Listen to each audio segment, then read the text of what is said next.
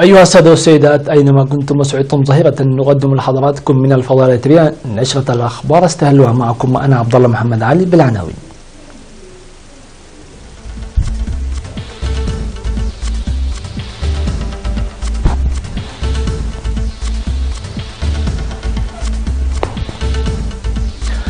ورشة عمل لتقييم تطورات برنامج محو الأمية في القاشبركة.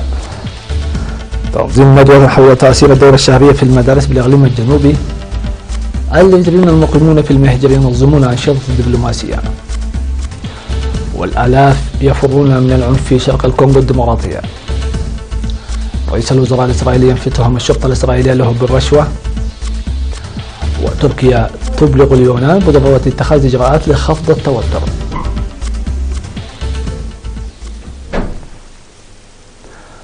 أهلا بكم للتفاصيل.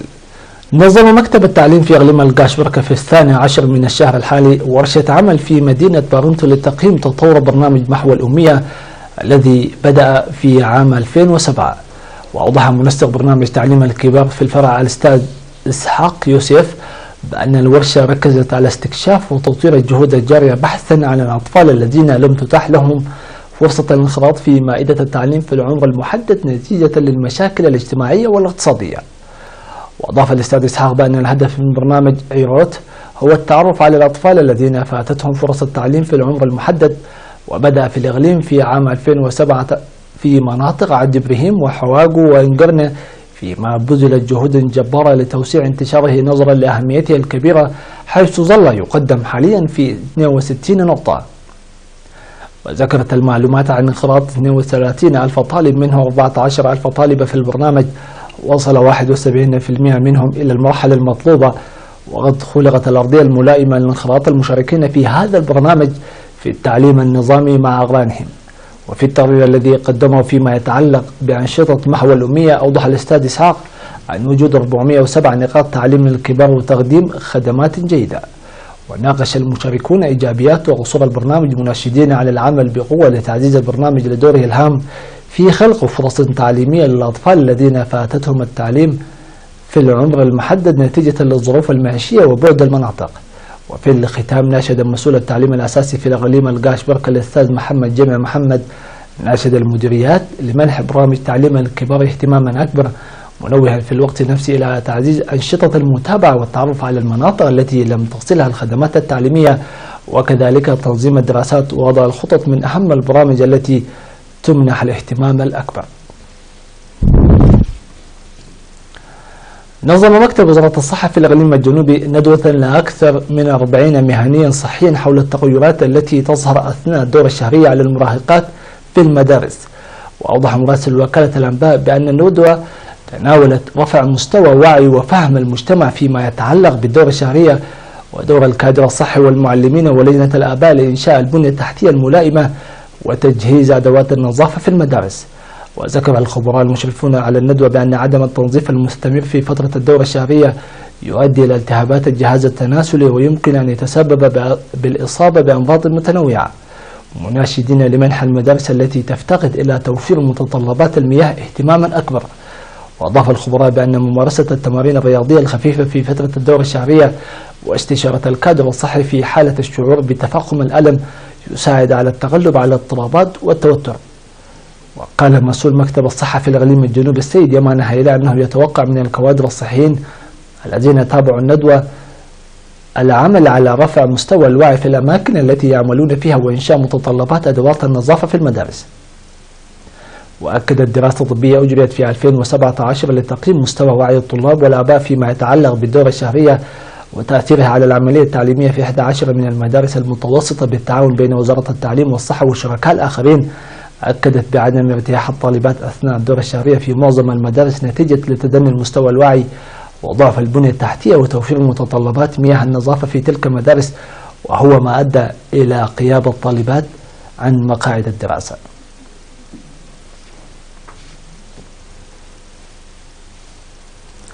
أعلن المدير التنفيذي لمصنع إنتاج البلاستيك الوطني القائم في مدينة مصوى بأن المصنع حقق تطورا ملحوظا في إنتاجه من حيث الكمية والجودة. وصرح السيد محري لوكالة الأنباء بأن المصنع دشن في 2007 بهدف توفير متطلبات وطنية وخاصة متطلبات التنمية الزراعية مثل أنابيب وحاويات ومضخات بلاستيكية تستخدم لنقل مياه الشرب الصالحة، وكذلك في مجال الصرف الصحي حيث يمتلك في الوقت الحالي معدات وأدوات متطورة وكادر يتقن التعامل مع تلك المعدات. وأوضح السيد محاري بأن المصنع يعمل أيضا على إعادة تدوير وإنتاج الأنابيب التي باتت خارج الخدمة، مشيرا إلى أهمية فوائد إعادة التصنيع الكبيرة. وأشار إلى أن معظم العاملين في الشركة هم من فئة الشباب ويعملون بتفاني وإخلاص، وتمنح الشركة عملية توارث التجارب اهتماما كبيرا. يذكر بأن مصنع إنتاج البلاستيك الوطني يقدم إنتاجه للمزارعين والمؤسسات التجارية، إضافة إلى ذلك يقدم خدماته لصالح البرامج التنموية الحكومية الجارية حاليا.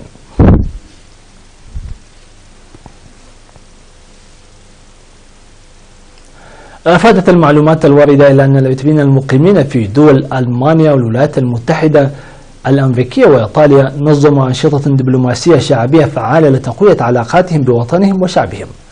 وللمزيد مع هذا التقرير.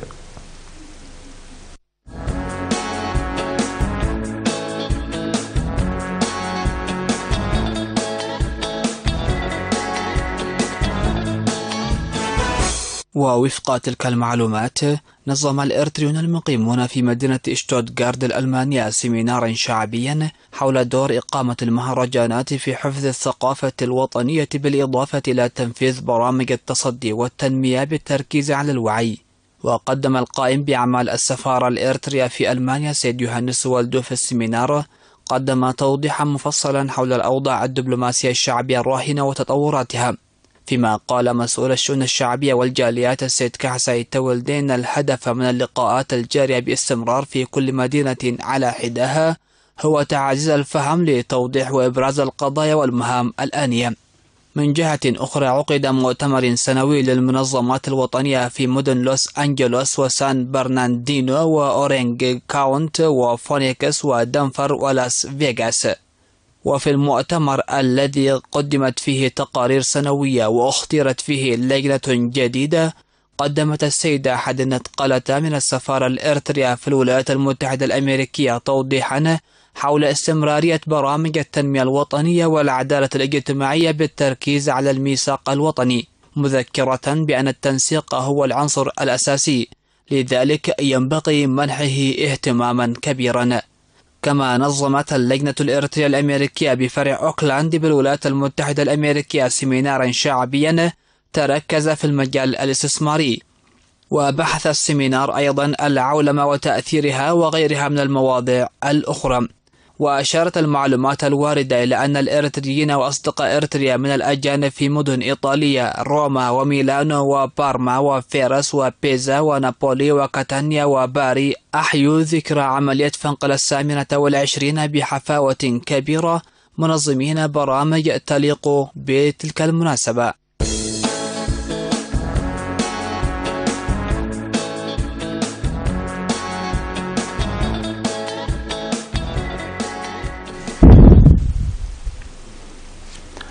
أوضح مدير ضحية تخندع السيد سلطنة عمل وكالة الأنباء عن تسيير أنشطة نفير لتمهيد 100 هكتار في منطقة مناح بمديرية عبد الريح. وأفاد المسؤول بأن المهام المسيرة قبل دخول موسم الخريف تضم تمهيد الأراضي وصيانة الطرق التي جرفتها السيول وقرص الشتول. وذكر السيد سلطنة عن نجاح 75% من أصل 30,000 شتلة قرصت في شهر يوليو الماضي في منطقة البراقيت، مشيدا بمشاركة المواطنين في البرنامج. وقال السكان أن أنشطة حفظ المياه والتربة تلعب دورا كبيرا في إصلاح الأراضي المتضررة والمنجرفة وزيادة الدخل، موضحين على متابعة أنشطتهم بكفاءة. وتضم ضحية تخندع التي تقع على مسافة 5 كيلومترات جنوب مدينة عبد الريح تضم 7 قرى.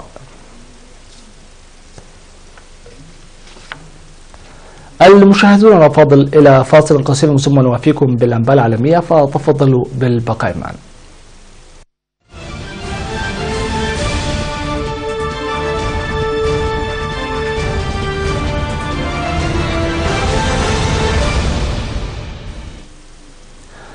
اجتاز أكثر من 22,000 شخص هربا من أعمال العنف في شرق جمهورية الكونغو الديمقراطية اجتازوا بحيرة ألبرت للوصول إلى أوغندا بحثا عن الأمان كما ذكرت الأمم المتحدة. وعرضت المفوضية العليا للاجئين عن قلقها لأن آلافا آخرين يحتشدون على ضفاف البحيرة في انتظار أن يتمكنوا من العبور إلى الضفة الأخرى، موضحة أن 2 منهما لقيا مصرعهما في ظروف لم تتضح بعد. والوافدون الجدد إلى أوغندا يهربون منذ ديسمبر من استئناف أعمال العنف والمواجهات بين المجموعات المسلحة والجيش في إقليم إيتوري بجمهورية الكونغو الديمقراطية.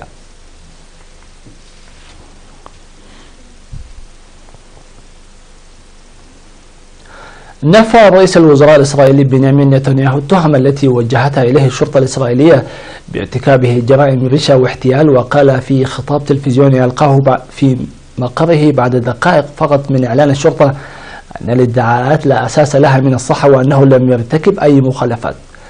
وأضاف أنه لم يحاول قط تحقيق مكسب شخصي خلال وجوده في منصبه.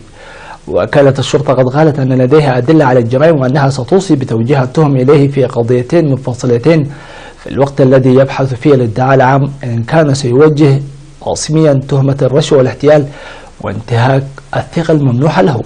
وكانت الشرطة قد استجوبت في يناير الماضي نتنياهو استكمالا للتحقيق الذي تجريه في ادعاءات بالفساد.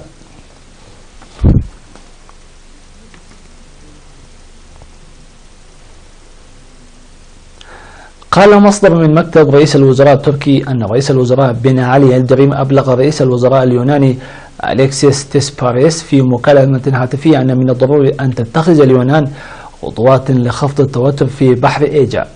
وتعرضت العلاقات بين الجارتين للتوتر جراء النزاع بشأن الموارد في شرق البحر المتوسط وتصادم سفن تابعة للجانبين قرب جزر محل النزاع.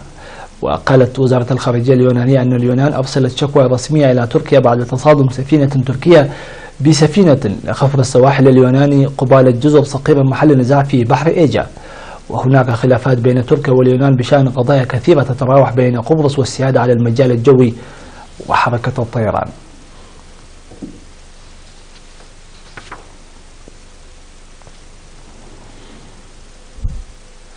المشاهدين الأفاضل، بهذا نصل إياكم إلى ختام هذه النشرة. نشكركم على حسن المتابعة والإصغاء. في أمان الله وحفظه.